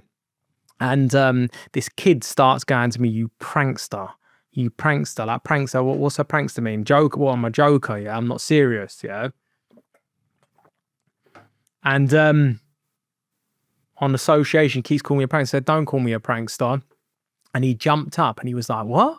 And he ran at me and just headbutted my tooth, yeah? Where his head hit my broken tooth. I look up, I'm on the floor now, brain's rattled. I look up, he's standing above me, his head's bleeding. I jump up with a ball cue, start chasing him. Officers come, they take him away. I get put back in my cell. He goes to punishment unit for headbutting me. And I go back to my cell and I'm like, what the fuck what was that about? Like, that come from nowhere. Someone told me what he was in prison for. And then I was like, okay, like I could be in serious danger here. So him and another group of kids, they was on a bridge similar to London Bridge similar to London Bridge, one of the big bridges across the Thames. And there was 2 foreign exchange students walking over. They decided to attack the foreign exchange students. They beat them unconscious. They're laying there on the floor. They pick them up and they throw them off of the bridge into the Thames. One of them doesn't regain consciousness. He dies, he drowns. And the other one woke up floating past Big Ben. His rucksack was holding him up. Now, this guy's just attacked me, and I've just been told this, like, and I'm absolutely shitting myself. This guy's he's just attacked me for literally no reason. He's going to come back, he's going to kill me. I was convinced of it. And I'm laying in bed, tossing, turning. Oh my God, I couldn't sleep. I'm terrified. Oh my God, he's going to come back, he's going to kill me. Couldn't get it out of my head. I was serving up the food like 2 weeks later. And I know he's going to come around that corner. The prison's coming for him. He's going to come around the corner. He comes around the corner, he's just staring at me. Just watching me in the eyes, staring. And I'm like, fuck, absolutely, he's going to kill me. Those eyes stayed with me for 15 years until I had my specialist trauma therapy. And I had to watch my back for this kid for a year and a half. him passing me in a corridor. I'd speak to him. I'd pretend to be his friend because I'm in so much danger. Just keep your enemy close, yeah. And I started to do all this weird shit. So that sounds mentally unwell anyway. I start walking around because his cell number was 217. I started to do all these mad calculations in my brain. And then I came up with a number 5. 5 was danger or something. So I had to tap things 5 times. If you don't tap that 5 times, you're going to die. If you don't tap that 5 times, that guy's going to kill you. So I'm walking around the unit and 1, 2, 3, 4, 5. Oh shit. Fuck, was that 5? No, it's 4. 1, 2, 3, 4, 5. Playing pool. Shit, it's number 5. Like, this OCD overtook my brain, and I started thinking I was hearing prisoners talk about me out of the window. I got quite creative with the mental illness. So I would think that they're saying they're going to beat me up or do this, do that. So when I wrote about it once, it's just a dark bit of humor, but I'm going to left hook that Packy Rollins. But in reality, it was someone saying, I just read the best book by Jackie Collins. That's the sort of shit that was going through my brain. And I'm cleaning the cell. And then one day he's left the prison. He's gone to a adult prison. And they say, you're moving up onto the 2's landing. I don't want to move. I try to refuse to move, but you're moving up onto the 2's landing. I'm in this new cell. I'm absolutely OCD out of control. And it comes to the evening. I'm looking at the back of the door and I see there's some scratches on the door. And I go over to read what it says, and it says his name. And it says, so-and-so was here. And I'm like, oh my fucking God, he's been in this cell. Oh my God, I can't get this guy out of my head. 1.5 years. I go to lay on the bed. Oh my God, he slept in his bed. Oh my God, he's been on these blankets. I believe that because he'd been in that cell, his energy was on me and I'm in danger and I'm not clean. And I start sleeping on the floor. And then the night officer's coming along. Rollins, what are you doing on the floor? Bed's not comfortable, Gov. I don't realize I'm having a fucking mental breakdown. There's meetings and that about me. They're thinking about sectioning me. And one day I've like, try to barricade the cell as much as possible, set fire to all the clothes, papers, whatever, got the TV, threw it off the ceiling, smashed on the floor, get the glass sliced up. That's it. I couldn't take it anymore. Couldn't take the OCD and stuff, but fire hoses, they get me out of there. 2 days later, I'm in a segregation unit, but I've smuggled in a little bit of glass and a match and a strike. Okay, I'll do it this time. But there was only a toilet roll to burn down there. There's no airflow as well. Plastic over the window, set the toilet roll on fire. Fuck me, can't breathe. Cloud of smoke. I'd cut my arms up, press the bell. Officers plodding along. I've put the fire out by now, so I can't breathe. They know the fire's out. And they put a fire hose through, start spraying me down. I'm drenched like a rat. And they say, basically take my clothes off into my boxers or naked, I can't remember. Back of the cell, nose up against the door. They got riot shields. They're like, we're going to come in, going to walk to the back, we're going to put the shield up against you, you're going to walk back slowly, and you're going to step out of the cell and you're going to put your nose on the door, and then we're going to take you into the neighbouring cell. And I remember looking down in this seg unit and seeing firemen, nurses, and just feeling like, yeah, just like not human. And I went in, breathing apparatus. Somehow I don't know how, but I got out of that prison sentence. I was released back into the community that mentally unwell. When if someone looked me in the eyes for too long, I'm going to fucking attack. I'm going to attack. And that is called extreme hypervigilance from PTSD. And a lot of men come out of prison in that state and they end up killing someone. Were you hearing voices? Seeing anything? Nah, the only voices I ever heard was my own voice terrorizing me. Was it like panic attacks? Getting yourself into a panic with thinking what other people can do, even though you were crazy at the time as well? Yeah. To this day, I don't even know if that guy was after me. But the weird thing was, you mentioned Brendan Underwood. So there's Razor and a couple of proper, tough guys doing their therapy in Brendan Underwood. And who walked through the door? The guy that fucking attacked me and I'm having a mental crisis about. And years later, I told Razor about, and he was like, he was a good he was a good kid. He just, he was really felt bad for his crime. But I said to him, I was like, I'm never believing that. To this day, I don't know if he wanted to get me or kill me or anything. It was just saying that. I know through therapy that the fear I had for that childminder's son going into that environment, not being protected, being a 5-year-old boy, I would have been thinking on my feet from then. Does that take you straight back to the 5-year-old boy? Is that well, where the panic sets in? The terror starts there.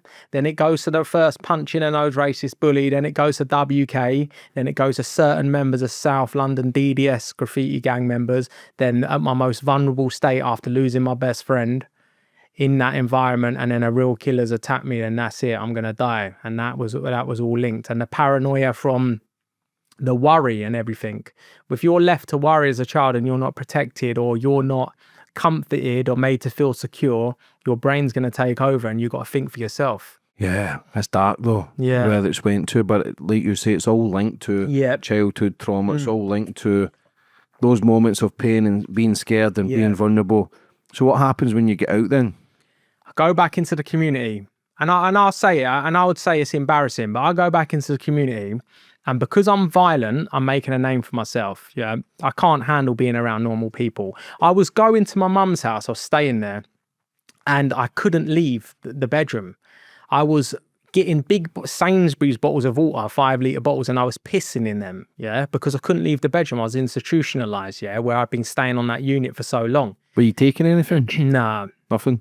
Nothing. I was medicated in jail, but I come out, there was no medication. I wouldn't take it anyway. I believe in natural therapy. That's just for me. That's my way of but so you're pissing in bottles? Yes, I'm pissing bottles, seriously mentally unwell. Eventually I start threatening my mum and my family, and back then he's mad, he's mental. That's it. You're mental. There wasn't an understanding of mental health. So I'm this violent criminal in my community. I'm placed on MAPA, multi-agency public protection arrangements, which is like police can keep tabs on you, share information, have you under surveillance, because I could just attack a member of public. If I would have seen money back then, I'm taking it. I was violent, and but the sick thing was in my mind, I was proud I was violent at that time because I wasn't that little boy anymore being bullied. And I wouldn't have also understood why am I on MAPA, but the public needed to be protected. And I want to say this as well, and I always say it in my lectures.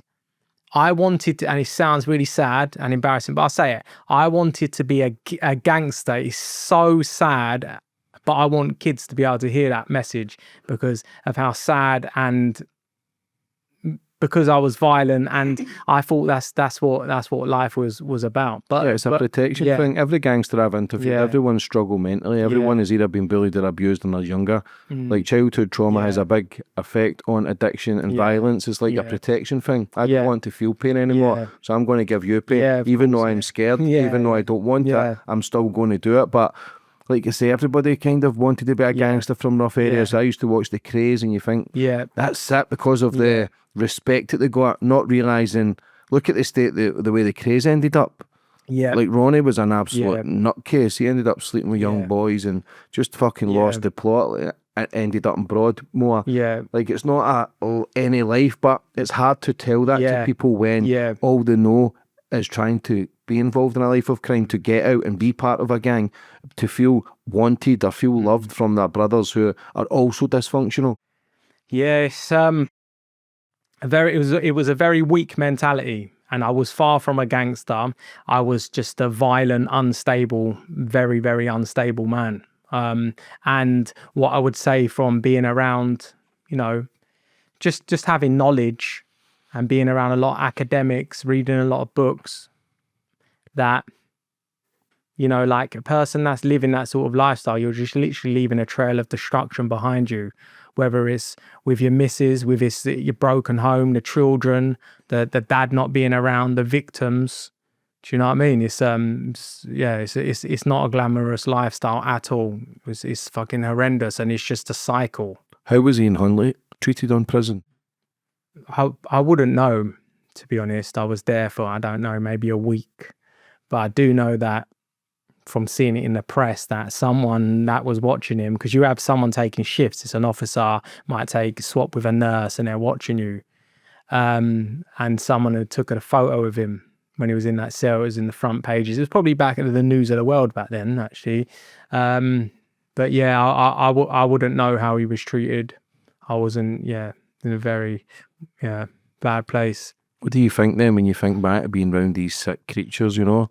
Does it make you realise how sick you were in the mind and where you could have actually went to be in sort of that same environment? Because it's a scary thought where you could have went when you start actually losing control completely. Yeah, but I think people like Ian Huntley and Richard Markham, maybe not Richard Markham on that level, it might have been psychosis or something, but people like Ian Huntley and those savages, they're psychopaths, and then they play the victim.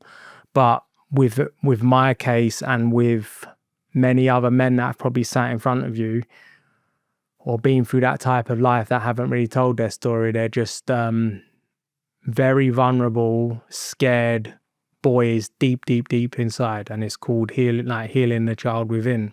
You got to heal that fucking child within. But people couldn't understand it. I've got this photo of me. I'm doing. I'll tell you about my therapy actually.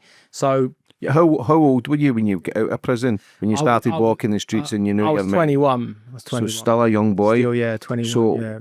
how long was the process before you realised that you were unwell? Probably a couple of years. Got into a violent encounter where I hurt two innocent people with a broken bottle. I was thinking it was self-defense, but I was concussed and hit the wrong people that were standing near to me. And I went to therapy for the first time, and I was told by the therapist that what happened to me as a child of mine was child abuse, and it really confused me because my mum would always sweep it under the carpet. If you ever dared to fucking mention that, she'd come down hard on you. So then that's making me think, it was too confusing for my mind back then. So I done talking therapy, realized a lot of things that were going, wrong, but I'm still a young man, still ready to fight. But I thought I was healed at that stage. And I wrote my book, The Lost Boys, and it got published, and I would get offers to go and do talks at universities. And I would always run away from it. I was running. I was like, I can't, I got illness. I can't go. Is that the fear It was again? fear of anxiety. So I'd go for these bouts of talking therapy, and then it just weren't working anymore. It'd give me a buzz, give me not a buzz, give me a buzz, not a buzz. And then I started researching my symptoms online. I found something called complex PTSD, and I thought, this sounds like me. Now, complex PTSD is like having multiple traumas throughout your childhood. Could be physical, sexual, emotional abuse, repetitive abuse through your childhood, which would give you complex PTSD. And these mood swings I was having, the violence, the self-identity, everything. Okay, so I think I've got complex PTSD. What's the therapy for this? I found a therapy called EMDR, eye movement desensitization reprocessing. So when we go through a traumatic event, we have a surge of adrenaline. Yeah. Man attacks me in prison, or guy walks around the corner staring at me. And that memory, it stays in your brain, yeah? So it's stuck in the past, yeah? So it stays in your brain, the amygdala part of your brain. And when we go to sleep, we have something called rapid eye movement. When we have weird dreams and stuff, our eyes are actually moving slightly side to side. Now, therapy was formed over 30 years ago, that someone realized through brain scans that if you move your eyes side to side while thinking of this traumatic memory, it will move that memory from the amygdala part of your brain into the hippocampus. Okay, right. So there's some help out there for me now. Phoning around, found an EMDR therapist. Yeah, because she's like, she calls us her children. The people she's healed, she calls her children, and she's like a mum. She also told me that she has a supervisor above her, and obviously now I didn't know I was unwell going there, but she has a supervisor above her, and she says, like, say it's an hour appointment, she says, if I haven't called you at 10 past 1, call the police. I obviously never knew that but yeah, she's inviting these dangerous people into her house to heal them. And she only told me that right towards the end of my healing journey, or where it's never an end. It's self-care. But so I start doing this eye movement with her, but with EMDR therapy. With complex PTSD, it's a lot deeper than having one trauma. Guy walks out of the station, someone pulls a knife out on him, takes his briefcase. I'm gonna kill you, give me your briefcase. That man never experienced violence in his life, absolutely petrified, goes home being really agitated with his wife and kids snapping, won't go to that local station, memory stuck in the back of the brain. Yeah, it's not been processed. Now with EMDR therapy, that can be healed within maybe an hour, maybe one session, yeah? But with complex PTSD, you're talking about childhood trauma going all the way, all the shit, all your brain's grown, all the memories, all the entangled, all the emotions, the attachment issues with my mum, thinking that sort of like you, not like you's normal. So you do something called EMDR 2.0, a new protocol where you'll be doing standard eye movements, is sitting with your therapist. Prisoner that attacked me, I could see his eyes, see him coming around the corner, and a normal therapy would be eyes moving side to side. But with EMDR 2.0 is eyes moving in all different directions. Feel the anxiety, oh my God, it's a level 10, he's going to come, he's going to fucking kill me. Eye movements, all different directions. Headphones on, bilateral beats, boop, boop, boop, boop. Walking out to the right, walking out to left, backwards calculations. 200 times tables backwards and forwards, scrambling memory. Now I take that memory from a level 10 down to a 1. And before, if a man looked at me for too long, I'd be like, keep looking over, he's looking at me. We're both hypervigilant and we're both alert, both got an issue. And he's like, you're right, mate. Yeah, I'm all right. You what? And it goes off.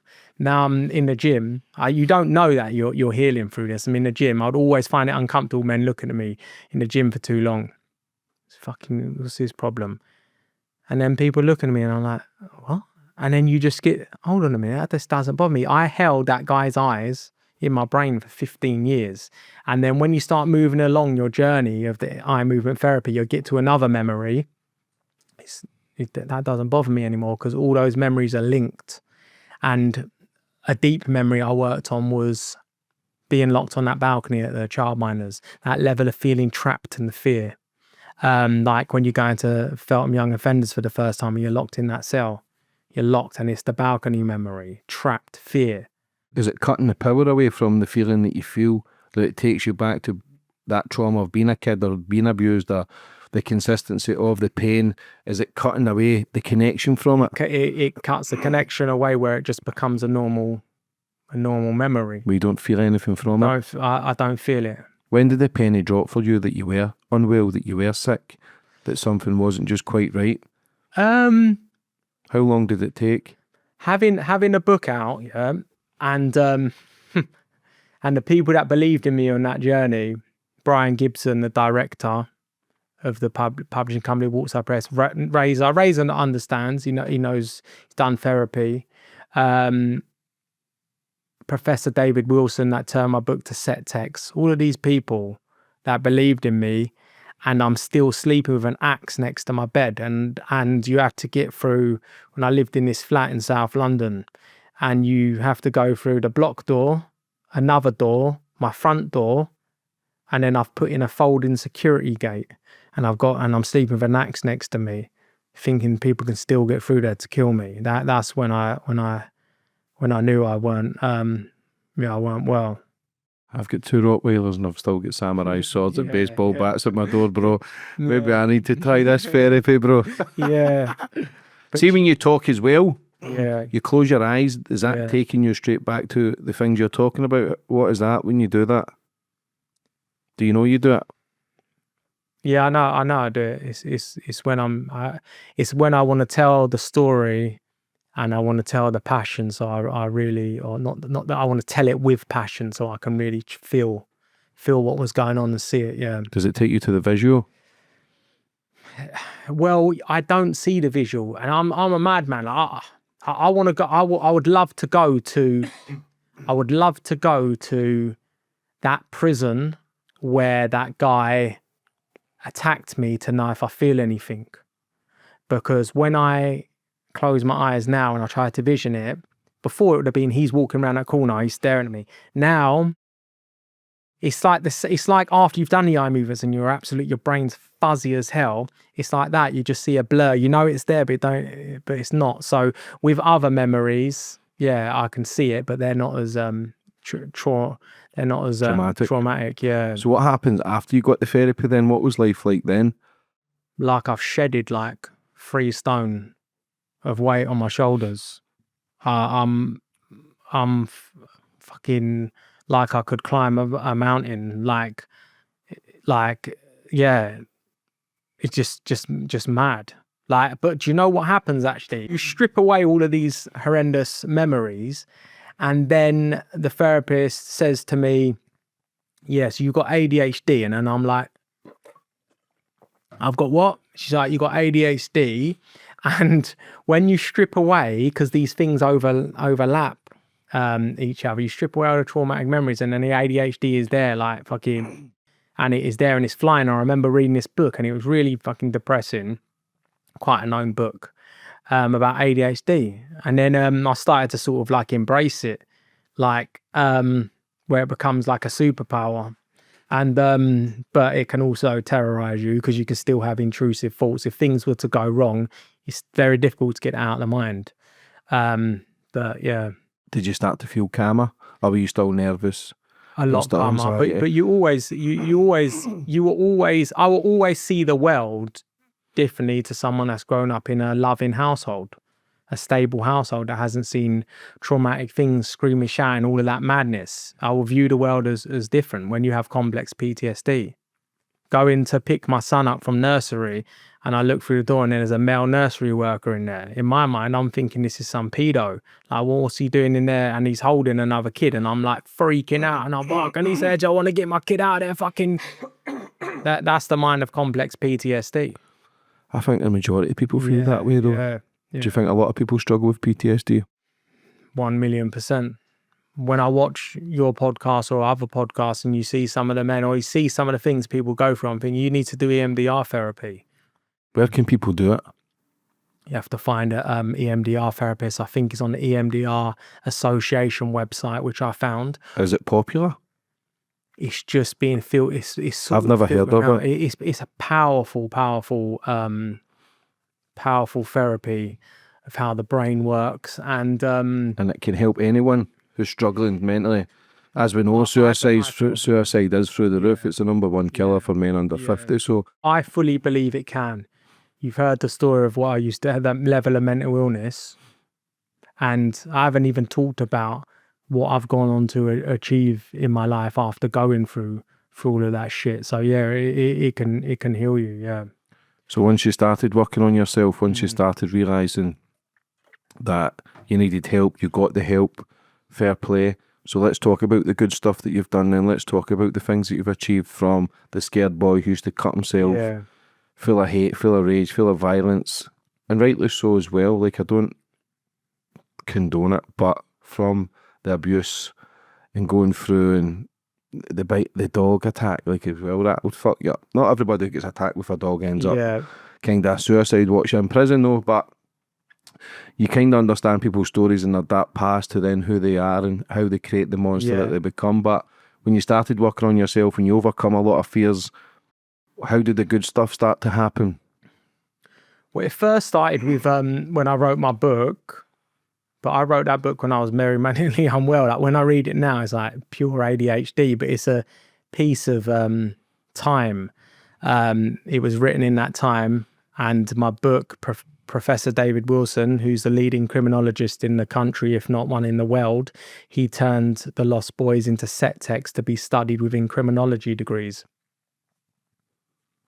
So in universities throughout the country, or throughout the UK, the Lost Boys is studied in within criminology and sociology degrees, and it's been compared to a piece of sociology set text called The Jack Roller, which was written 100 years ago, and it's been compared as the new Jack Roller, or say new, it's been around for 14 years, but the Jack Roller a century later, where a psychiatrist gave what they called a juvenile delinquent. Jack Rowling was robbing someone, jacking them in Chicago, gave him, a bit of pen and paper and told to write down, what's going on in your home life and what's going on. And it's being compared to that. I wrote a second book, Mental Me, about all the stuff that happened in Owlsby Young Offenders, all the mental health issues that was endorsed by the former cabinet minister, Jonathan Aiken. The Lost Boys was turned into a short film called No Dog, where Jamie Winston plays my mum. I have a mural company and a speaking company, and I've been to 49 prisons across the UK, talking or painting, talking to unwell men that were struggling like me, telling them my early story, and you can see them shrink. You can literally see them shrink in their seats, getting lower and lower. Fuck me, that's my childhood. Oh my God, oh my God. But if it can open up a seed and it can give them hope, then some of those men in there, they're not bad people. They're just stuck in a cycle. They've had a traumatic childhood and they don't know no way out, and they're struggling with addiction or struggling with this pattern. So yeah, they're my achievements, and I just hope to give back. Yeah, we hope to give people some type of hope or inspiration that, no matter how deep their mental illness is, if you really, really work and you really want it, you can overcome it. But it's not that you're just free and you're flying. It's a lifetime of self-care and keeping those triggers under control. Do you see a lot of resemblance to everyone in prison? Not everyone, but a big percentage of people in prison to the same sort of upbringing of kind of bullied and abused? A lot, yeah. And some men will stick their hand up and ask a question. Some will come up afterwards and say, Justin, can I have a private word? And they go, that's my childhood. And I remember going up to HMP Home House in Stockton-on-Tees and thinking, oh, fucking hell, like, Northern prison, are they going to get? Are they going to, you know what I mean? But I realised then, after those conversations, that childhood trauma affects you the same way. It don't matter what colour, race, whatever you are. It affects you the same way. And people act a certain way for a reason. There's something deep inside of there. You just got to find out what it was. Yeah. How's your daily routine like now? My daily routine is like... it's just ADHD out of my brain. So next week I'll probably be resting. So yeah, daily routine. Monday, Monday, up to Yorkshire, leave London early in the morning, up to Yorkshire, set up a mural job, go back into the mural job in the morning, leave the artist, go off, have a meeting in Liverpool, go stay in Manchester, into Strange Ways in the morning, back to London, here to see you, straight after you, go to do a lecture, a criminology lecture at sixth form college, and then go home and try to wind down and be a dad and try to give my kids the attention. But sometimes very difficult when you've gone through hyper. Can you switch off? Well, these are things that I've learned to do. So then say I don't work next week, I'll really fall into a comfortable zone where I'm more dad at home, and then it's like, right, next week's coming, I'm gone. Yeah. So yeah, it's to try and find that balance, isn't it? Which is difficult. But from where you were and who you were to what you're doing now, like I say, it's night and day, and it's to show people who's watching and listening that you can change, even though if you think you're mentally nuts, which the majority are. I just think we hide it well, including myself. I think we just cover up a lot of the madness. You can do that with success, you can do that with material things where you just think, okay, I've got it all sussed out. But it's until you go internal, it's until you face your fears and all the things you were scared of as a kid and all the things you went through as a kid, because a lot of people don't know what trauma is. A lot of people, a certain sort of physical abuse or mental abuse from someone as a kid is enough to change your pathway in life, and a lot of people don't realise the extent of where it can actually take you. But once you actually start listening to people's stories like yourself and many others, you kind of see the resemblance of their past and what they've went through to who they become. Yeah. But the beautiful thing is, a lot of these people do change. Yeah. And that's the important thing for people watching. You can get help. You can face those fears and demons. You can face that trauma from the past, because it's not here to hurt you anymore. Only thing it's really, it does really hurt you though when you start making the bad decisions from your past. Yeah. But you can overcome it to make better decisions, no matter what age you are. Trauma can stay with you, like, until, I remember speaking to my auntie who, she's my great aunt, she's 80 or 90, and she was speaking about, her mum leaving when she was a kid, and like that stayed with her for 80 years. So yeah, it affects everyone in a different way, and everyone's brain's wired differently. So just because something didn't affect me doesn't mean that it doesn't affect you, or just because that person's affected because of that, which might seem minor to you. Our brains are different. Do you still get triggered now? Is there certain things, maybe on a train or in prisons? There's a certain smell can trigger some things. I was working in prisons before I'd done my EMDR therapy. I knew that the guy that attacked me had been in Feltham Young Offenders before, even though the incident happened in Aylesbury. Now I'm working in Feltham Young Offenders, got my artist with me, and I'm OCD out of my brain. I'm leaning on the wall. Fucking hell, he's touched this wall. All of that was coming. I was going back home. I was taking my shoes off at the door. Oh my God, I was washing the floor. Like, oh my, yeah. But then EMDR, I'm in prisons all the time. It don't bother me. It just don't bother me. It's like, it's mad. Sometimes there's a prisoner screaming, or you can hear a prisoner mentally unwell or something. Yeah, it might, for natural. You're going to feel a bit heightened for a minute, but I'm not thinking about it when I leave. Do you count your blessings that you're still here? Yeah, I feel, I don't know. It's a path. It's life's a journey, isn't it? I've seen so many people that have gone, they've died. I've seen, people that have died, or people from my gang that have been sectioned, that haven't made it mentally, or they're addicted to drugs, they're career criminals. So yeah, I do. I feel very blessed. Very blessed and very thankful, for the opportunities that I get now. Do you have any regrets? Would you change anything? It's such a difficult question, especially when you actually do change, because the past makes us who we are today. But even if I get asked that question, I think I would still change a few things, Very good question. So people say, no regrets, but yeah, of course I regret hurting people. There's people walking around with scars on them now from me.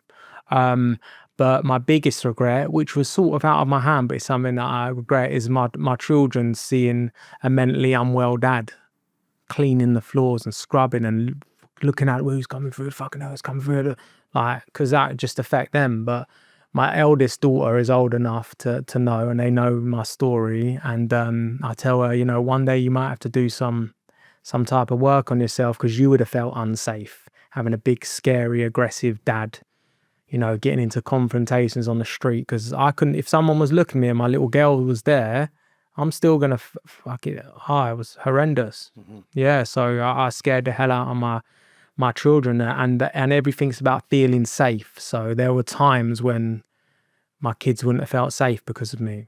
And that's like a deep guilt, and then that's something that I really regret, because I would hate for them to go through even the most tiny bit of my past. Have you ever came face to face with anybody you've hurt in the past? Yeah. Or spoke to someone online. Yeah.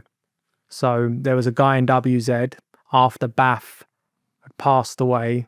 This is sick. So after Bath had passed away, and I have to protect my area, and because my name was Sevens, this is deep shame. I've never said this before. Because my name was Sevens, and I wanted to be this crazy sick kid, I wanted to stab someone 7 times. And when that book first come out, this was 2011. A lot of hate from WK, my rival gang. Lot of love from WZ and from my own community. And when Bath had died, I was riding through Malden on a postman's bike, had a stereo on the front, and I'm playing I See You at the Crossroads. So how fucked up I was. And I see this kid that slept with Bath's girlfriend after he died. And I was like, you're a fucking traitor. And it's like, you know, you was friends with Bath as well.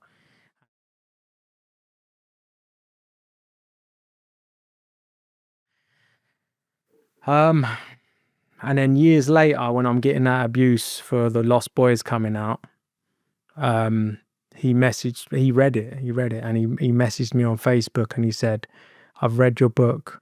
I hold nothing against you for doing that to me.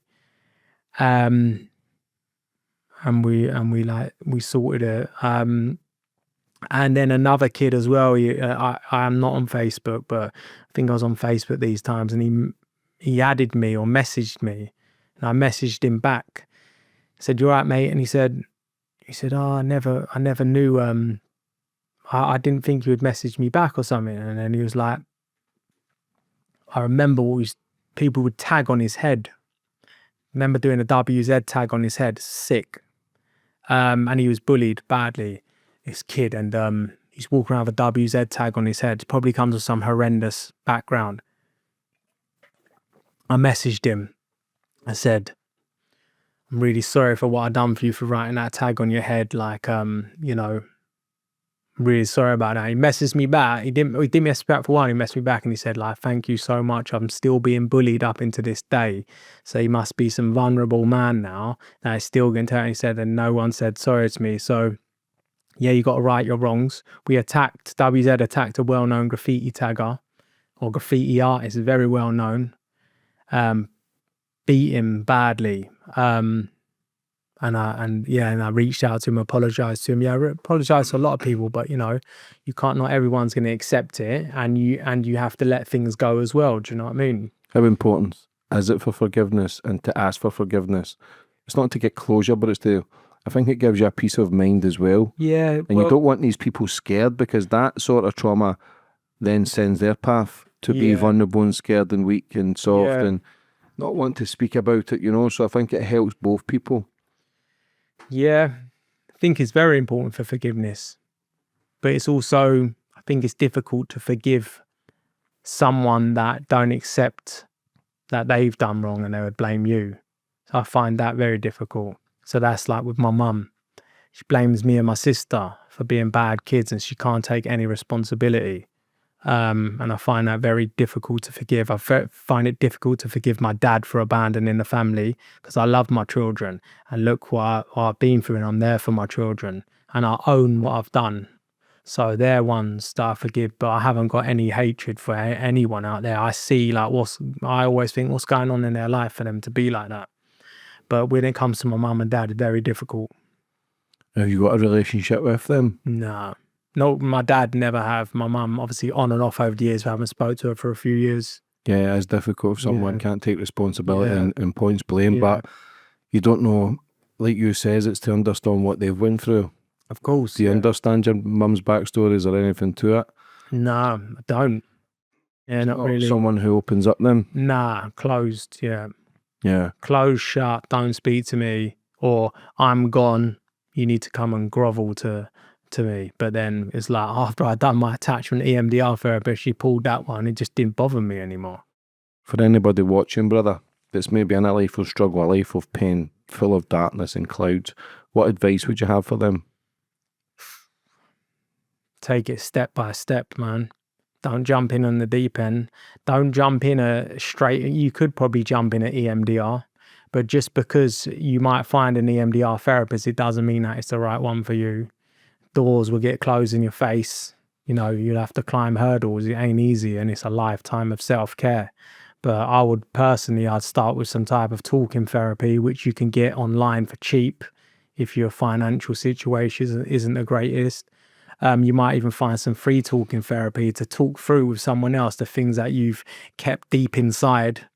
And then, you know, see if you're still being, you know, get a deeper understanding. And then if it's really, really triggering you, then EMDR. If it's PTSD, EMDR is the way. But How are you feeling today? I'm feeling good, mate. Feeling good.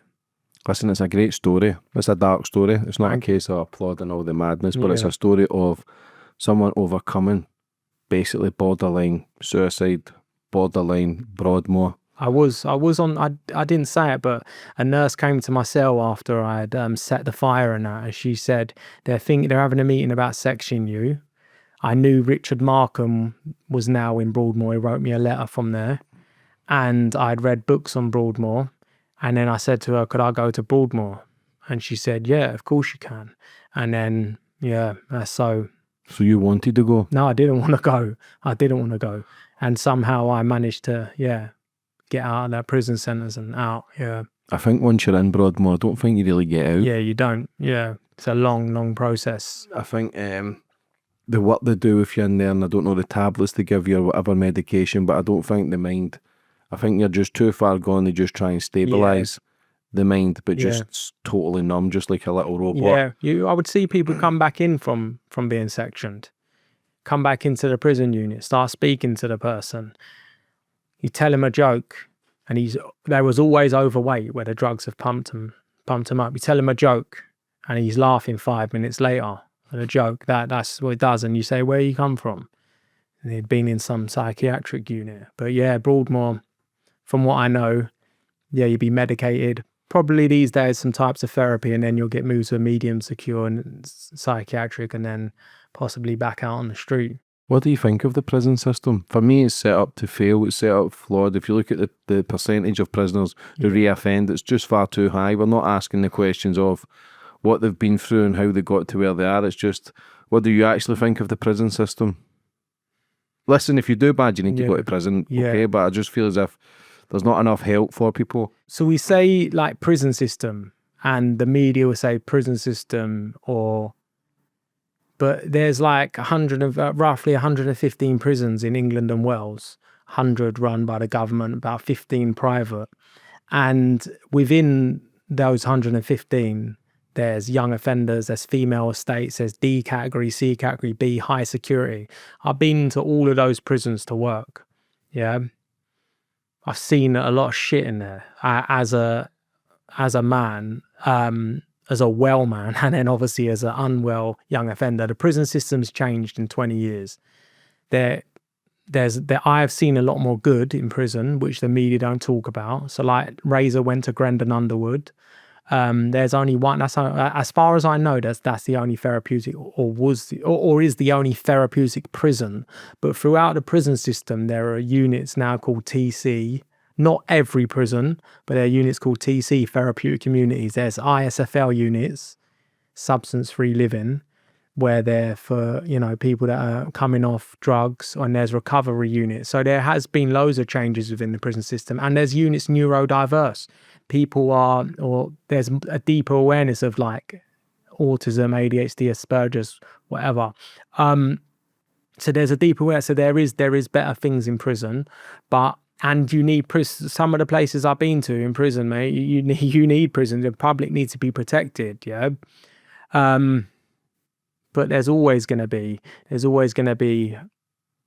bad staff, but I've met a lot of really good staff, which I was taken back when my journey of working in prisons started. I was well taken back because all my experiences was bad stuff. So, but then on the area that I'm trying to reach are just the men that they want to change and they're stuck in the cycle and they don't understand why. Grendon must be a hard place to go for people like know Razor Smith and top end gangsters.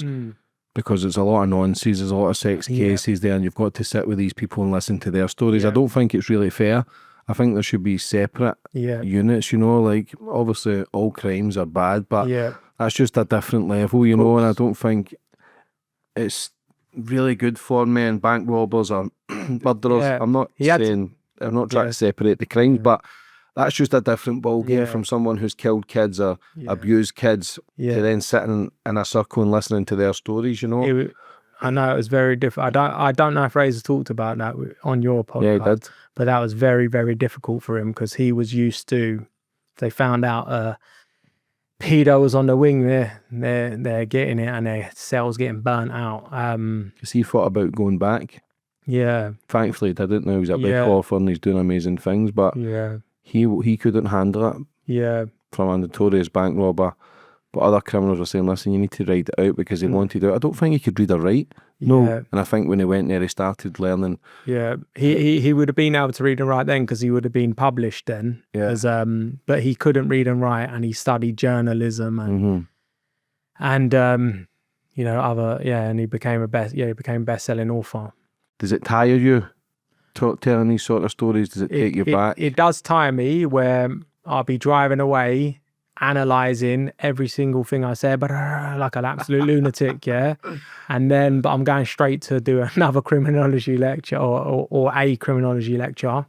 But then later on tonight, trying to sleep, Unwind. Try to sleep, and I'll just be buzzing like an absolute lunatic. Literally, I feel like I'm emceeing on a mic. What do you do at those lectures?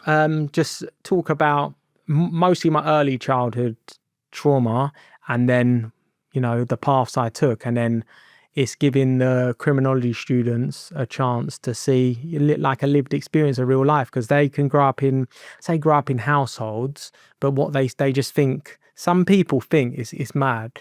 You're born bad sort of thing. It's that simple way of thinking. So it's basically going in and just telling the story and linking, was it head trauma? Was it emotional abandonment? Was it this? You know, pinpointing all these things, and that's the questions they got to answer. Where can people buy your book, Justin? Can buy my book from Amazon, Waterside Press, Waterstones, W.H. Smith's. No disrespect, but you do actually look unwell in that photo. I would have been unwell. Like, very fresh face, very glowing. Oh, it was got horrible. the spark, you know. Yeah, horrible. But for coming on today and telling your story, listen, I've thoroughly enjoyed it. I think you're a great person. I'm rooting for you for the future. Keep up the amazing work, because people need it. You've lived it firsthand, and that's what it's all about. We can't point fingers and judge people from their past. Let's judge them from their present and the future that they can bring. But would you like to finish up on anything else? No, just like I say, thank you for having me.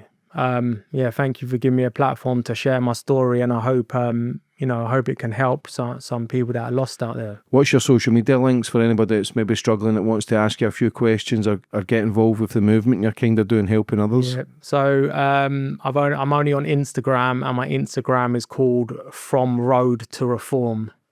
So beautiful. Yeah. Listen, brother, I wish you nothing but the best. Keep up the good work. Cheers. God bless. Thank you.